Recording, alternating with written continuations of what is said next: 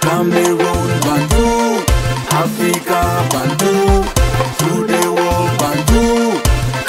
Alors on revient avec cette affaire. Il faut dire qu'on a commencé avec cette histoire la semaine dernière. On vous parlait ici donc de cette histoire comme quoi Charly Nélé, le chanteur, aurait donc volé, détourné une voiture. A volé parce que c'est le monsieur en question, il a fait une vidéo, il est dans la vidéo où il est en train de parler de vol de sa voiture. Il explique un peu les circonstances dans lesquelles cette voiture a disparu. Qu'est-ce qu'il dit? Alors il dit que Charly Nélé en fait était, ou du moins est l'ami de son grand frère. Donc son grand frère n'étant plus, ils se sont rapprochés.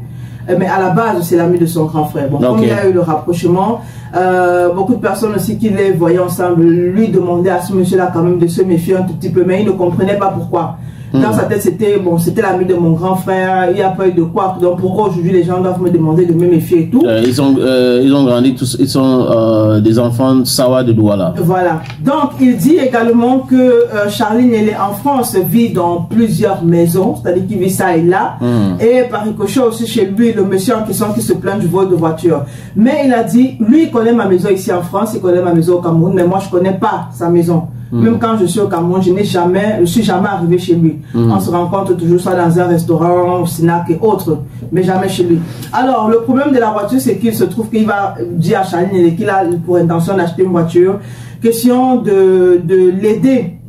Moins de transport étant donné qu'il travaille à 60 km de son domicile. Oui, il est infirmier. Voilà. 60 km de son domicile. Ou du moins s'il est dans le secteur de la santé. Voilà. Et donc, cette voiture lui permettrait d'économiser naturellement. Et il avait donc déjà donné le modèle de voiture qu'il voulait acheter à Charly Nélé. Mais sauf que Charly Nélé l'a convaincu d'un autre modèle de voiture.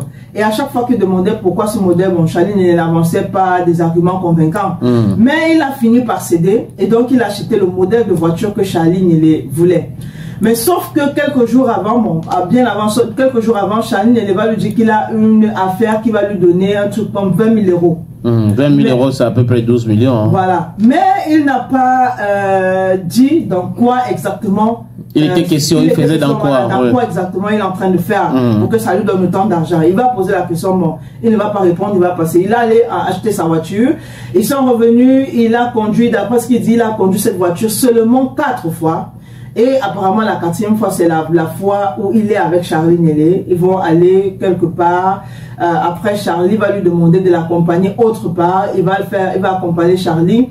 Et après, ils vont rentrer chez lui, le monsieur. Quand il va rentrer... Là où habitait Charly Nélé. Voilà, là où... Selon lui. Selon lui, voilà. Donc, il va déposer les clés de sa voiture sur la table. Ils vont regarder la télé. Quelques minutes après, le monsieur va monter pour aller dormir.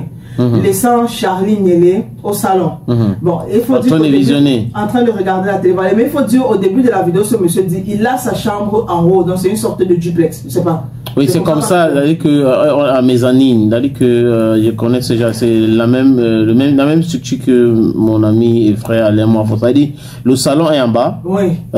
Et parfois il y a une chambre ou le parking et tu as les toilettes et la cuisine. En bas, c'est généralement comme ça. Et en haut, on a 3 chambres. Voilà. Donc, c'est justement, c'est un peu ça. Charly Nélé avec sa chambre en haut. Donc, il va le laisser au salon en train de regarder la télé et il va s'endormir. Maintenant, quelques heures après, certainement, quand il se réveille, il vient et constate que Charly n'est pas là, les clés de sa voiture ne sont pas là. Il va regarder la chambre, Charly n'est pas là. Il appelle Charly, le téléphone ne passe pas. Il appelle des amis en commun. Qui vont essayer d'appeler aussi Charly, le téléphone ne passe pas. Et donc c'est bien après que Charly va l'appeler et quand tu vas demander, bon, moi je suis en train d'aller au boulot, est-ce que tu as pris ma voiture? Charly va dire oui, bon, ramène alors parce que il faudrait que j'aille au boulot. Charly va lui dire ok, écoute, je conduisais en état d'ivresse, la police m'a interpellé quelque part, la police m'a fait... la police a fait je sais pas, le test rapide là. Oui, alcotest. Alcotest, voilà, la police m'a fait un test, un alcotest. Ils m'ont demandé de sortir de la voiture, ils ont payé, ils m'ont mis dans une autre voiture pour que je rentre. Et à la question du monsieur de savoir, et où est donc la voiture, il dit qu'il a laissé la voiture sur place. Le monsieur lui dit, mais tiens, on ne peut pas te retrouver en état d'ivresse et on te demande de plutôt rentrer sans t'amener dans un poste de police et que tu as laissé la voiture sur place. C'est pas possible. D'accord, c'est pas grave. Tu peux m'indiquer là où la voiture se trouve. Donc, Charlie va lui indiquer. Il va appeler ses amis en commun. Là, ses autres amis vont arriver sur les lieux. On va leur dire que bon, la voiture n'est plus là, que la voiture a été déplacée. Mais ça a été déplacé par qui? Parce que finalement, ce n'est pas par la police comme a fait croire Charlie Nélé. Donc, il y a eu beaucoup de choses en fait. Maintenant, il dit également qu'il allait porter plainte contre Charlie pour vol de voiture. A même demandé à Charlie d'aller se présenter pour raconter ce qui s'est passé pour que la voiture n'existe plus. Mais Charlie n'est jamais parti. Entre-temps, Charlie l'a fui. Et il a perdu l'assurance. Parce qu'on pense qu'il est en complicité avec Charlie Nélé. Ah, le monsieur aussi. Oui, c'est ce que l'assurance dit. Qu'il sera en complicité parce qu'apparemment, selon ce qu'il dit, il y aurait beaucoup d'histoires de vols de voitures, de détournements de voitures. Je ne sais pas si c'est ce qu'il faut dire avec Charlie Nélé. Donc, il y a certaines plaintes contre lui. C'est ce que le monsieur dit, que certains amis de Charlie Nélé lui auraient informé bien après. Donc, il faut dire qu'actuellement, Charlie Nélé l'a fui. Apparemment, il est déjà au Cameroun, c'est ce qu'on apprend. Même dans la vidéo, même d'abord, il a dit que Charlie Nélé était en Suisse. Et quand il a réussi à joindre Charlie Nélé lui a fait croire qu'il était à Bruxelles, quelque chose comme ça. Oui. Mais c'est quelqu'un qui connaissait le problème qu'il vit, qui lui a dit que, mais lui te dit qu'il est dans tel pays, alors que le voici que je suis en train de voir ici en Suisse. Donc, il est en train de te mentir. Bon, après aussi... Donc, il n'est même pas au Cameroun. Donc, il n'est même pas au Cameroun. Il y a beaucoup actuellement... Il aurait même envoyé une vidéo pour une prestation à Yaoundé le 29 décembre et il n'était pas là. Voilà. Donc, aujourd'hui, il faut dire qu'il est recherché.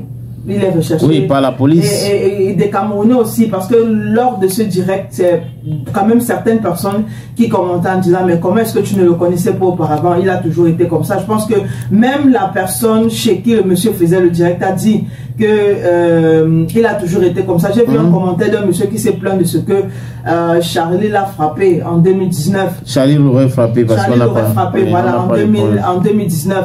Donc, on espère que cette histoire n'aura peut-être pas de rebondissement, que le monsieur va retrouver sa voiture. C'est le plus important, lui veut sa voiture. Voilà, Baron de Suisse a demandé, bon, comment est-ce que tu fais actuellement pour retrouver ton travail, étant donné que tu dis que tu as 60 km.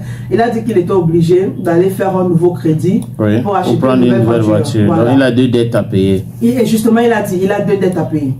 Voilà. C'est dommage. Et ça va peut-être pousser le monsieur à ne pas faire confiance aux autres personnes qui seraient peut-être en détresse en Europe.